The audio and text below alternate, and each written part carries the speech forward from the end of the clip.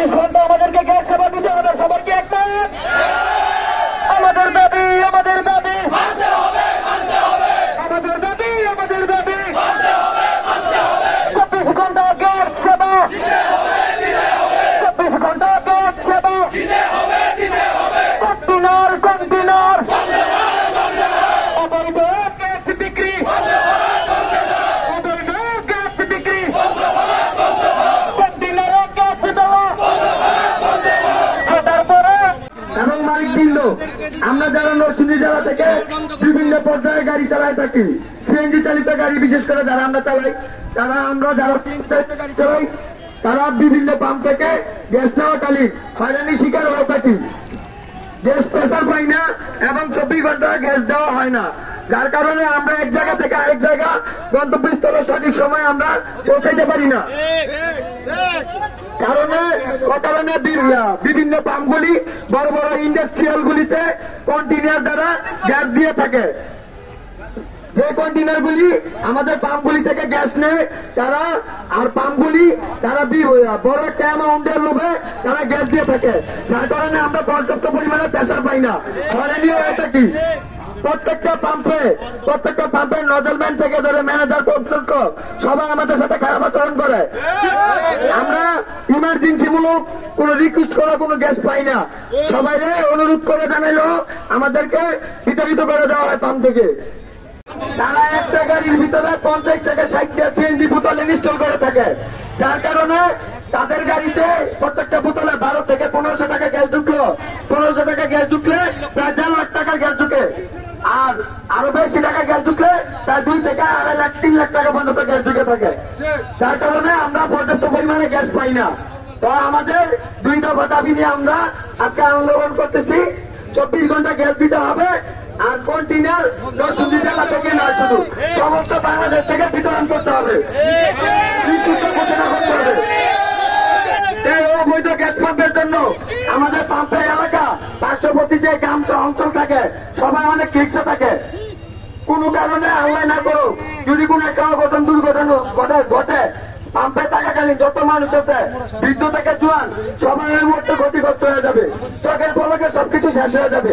আমাদের দাবি একটাই, আমরা এই কন্টেইনার সরাইতে চাই। বিভিন্ন পাম্পে বিভিন্ন জেলায় আমরা গিয়ে দেখি তারা তাদের বিএপি ভাবে লেন নিয়ে গ্যাস নেয়, কিন্তু আমাদের নরসিংদী জেলার এত নামডাক এত সম্মান, তারপরে আমরা আমাদের জেলাতে কোন পাম্পের মধ্যে আমরা বিএপি ভাবে গ্যাস নিতে পারি না। সোনারগাঁ সিএনজি পাম্প 24 ঘন্টা লরিরে গ্যাস দেয়, সুতা বাইন্দা আমরা গেলে আমাদের কোনো গ্যাস দেওয়া হয় না, বলে দেয় আমরা ছোট গাড়িতে গ্যাস বিক্রি করি না। এরা কন্টেইনারে গ্যাস বিক্রি করে চুক্তি করে। তারপরে ভুইয়া সিএনজি পাম্প, এই সিএনজি পাম্প, পাঁচগুড়াতে CNG pump, Sonargaon CNG pump ধরে মাধবদী পর্যন্ত যতটি পাম্প আছে সব ফ্রি পাম্পে এরা চুক্তি করে কন্টেইনারকে গ্যাস দেয়। আমরা গেলে বলে কি যে ছোট গাড়িতে গ্যাস বিক্রি করি না। কেন? আমরা কি বাংলাদেশের নাগরিক না? আমরা আমাদের অধিকার চাই, আমরা শ্রমিক, আমরা দিন খাই। আমরা মালিকের চাহিদা পূরণ করতে গেলে দেখা যায় আমাদের রাস্তায় অনেক কিছু হয়, আমাদের জন্য সরকার কিছুই রাখে নাই। আমরা মালিকদের চাহিদা পূরণ করতে গেলে দেখা গেছে গ্যাস না নিতে বললে আমরা যদি চাহিদা পূরণ না করতে পারি আমাদের বেতন পাওয়া যায় না। আমাদের বলে যে ইনকাম নাই, বেতন দিব কই থেকে? দেখা গেছে এই অবস্থায় আমাদের সংসারে এটা নিয়ে অনেক সমস্যা দেখা যায়। আমরা দেয়ালে পিঠ থেকে গেছে, তাই আমরা রাস্তায় এসে দাঁড়াইছি। আপনারা সাধারণ মানুষ আমাদের পাশে দাঁড়ান। আমরা ক্ষতিগ্রস্ত, আমরা কিস্তি দিতে পারছি না, আমাদের গাড়িগুলো লোনের গাড়ি। আপনারা জানেন এইসব গাড়িগুলো লোনের মাধ্যমে বেচা কিনি হয়। আমরা লোন নিয়ে এই গাড়িগুলো নিয়ে এখন খুব সমস্যায় আছি। আমরা কিস্তি দিতে পারছি না, সংসার চালাতে পারছি না, ছেলে মেয়েদের ভরণ পোষণ দিতে পারছি না। আমরা এখন দেয়ালে পিঠ থেকে গেছে, তাই আমরা রাস্তায় এসে দাঁড়াইছি। আমাদের দাবি একটু দুইটা দাবি, 24 ঘন্টার মধ্যে গ্যাস দিতে হবে, লরিকে গ্যাস দেওয়া যাবে না, বন্ধ করতে হবে।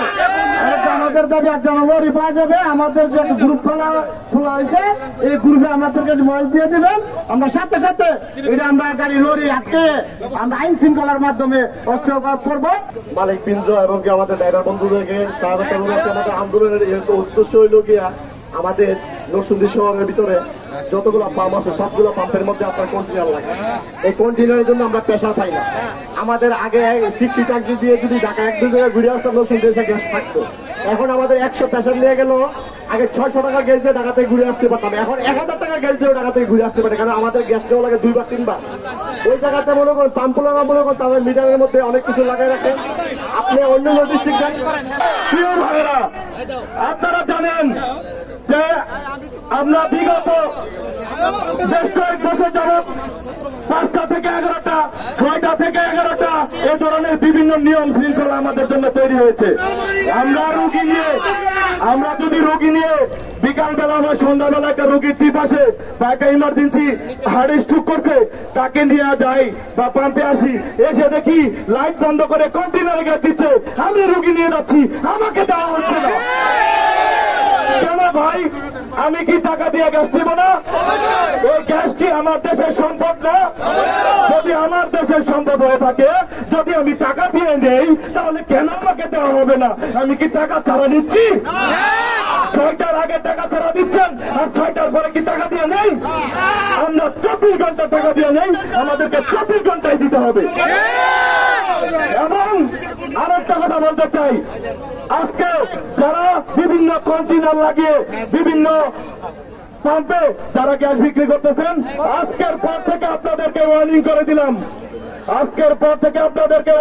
দিলাম, যদি কোন পাম্পে কন্টেনার পাওয়া যায়, ড্রাইভার ভাইরা যেখানেই দেখবেন তাকে প্রতিহত করবেন ইনশাআল্লাহ।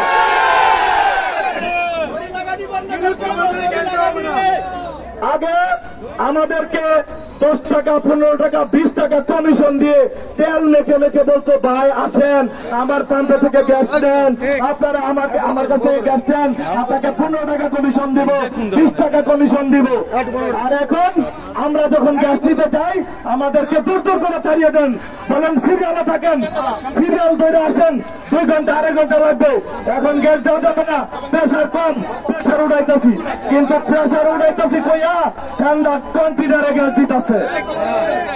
প্রিয় ভাইরা, আমরা নরসিংদী জেলায় 19টা থেকে 20টা সিএনজি পাম্প আছে, একটা পাম্পে আমরা ঠিক মতো গ্যাস দিতে পারি না।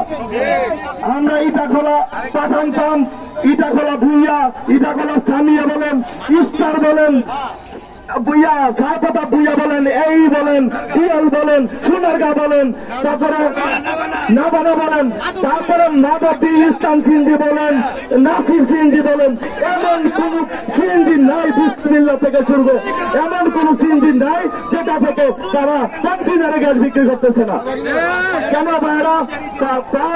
আমি পাম্প মালিকদেরকে হুঁশিয়ারি করে দিতে চাই, আমার ড্রাইভার মালিক ভাইদের পক্ষ থেকে, যদি পরবর্তীতে পেট্রোল হুঁশিয়ারি হালকাভাবে নেবেন না, কঠোর হুঁশিয়ারি দিয়ে দিতেছি। আচ্ছা জানাবো, আমি আন্দোলন আছি তাই ওই সাপোর্ট সব গাড়ি ঘোড়া বন্ধ করে রাখছে মালিক সমিতিরা, প্রাইভেট কার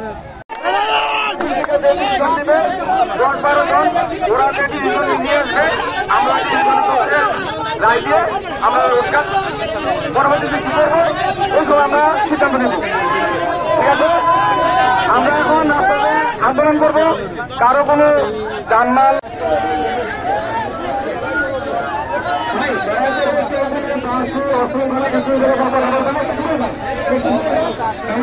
আপনাদের সাথে কথা বলতে চান, আমি বলছি 10 জন, আমাদের এখানকার 10 জনের নেতৃত্বে 10 জন যাচ্ছেন, কথা বলতে চান, আপনারা একটু 10 জন দয়া করে সিলেক্ট করে ডিসি ওনার সাথে কথা বলে আসেন, স্মারকলিপি দিয়ে আসেন, প্লাস কথা বলে আসেন, তারপরে ওখান থেকে দেখেন কি সিদ্ধান্ত আসে। ওকে, আমি কথা বলেছি, আমার আপনাদের প্রতি একটাই দাবি যে রাস্তা ছেড়ে সাইডে দাঁড়ান, কথা বলুক। গাড়ি ঘোড়া অনেক আটকে আছে, অ্যাম্বুলেন্স আছে, রুগী আছে, বিভিন্ন সমস্যাগ্রস্ত লোকজন আছে, বিদেশ থেকে আছে। আমি আপনাদের শত্রু না ভাই, আমি আপনাদের শত্রু না, বলি একটু আমরা। আচ্ছা ঠিক আছে, আমার একটুই হচ্ছে রাস্তার পাশে দাঁড়ান, গাড়িগুলো চলুক আবার। আচ্ছা ঠিক আছে, আচ্ছা ঠিক আছে, আপনারা 10 জন যান, আগে কথা বলেন।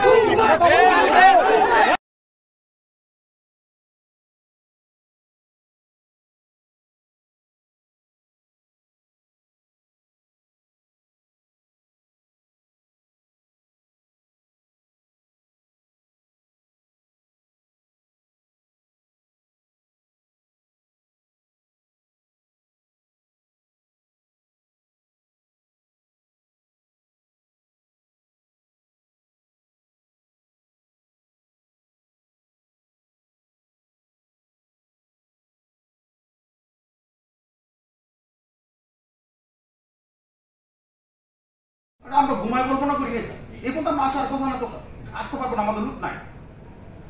আমি সাংবাদিক মাখন ভাই ইটিভি, ওনার সাথে কথা বলছি যে দাদা আমি এই ঘটনা সময় টিভি রিপোর্ট করছে স্যার, পাম্পলার বলে তাদেরকে টাকা দিয়ে ভুল করে ফেলাম, তোদেরকে গ্যাস দিতাম না, পিটাই দিব তোদের। আমরা কি স্যার এই দেশের না অন্য দেশ থেকে আসছি স্যার?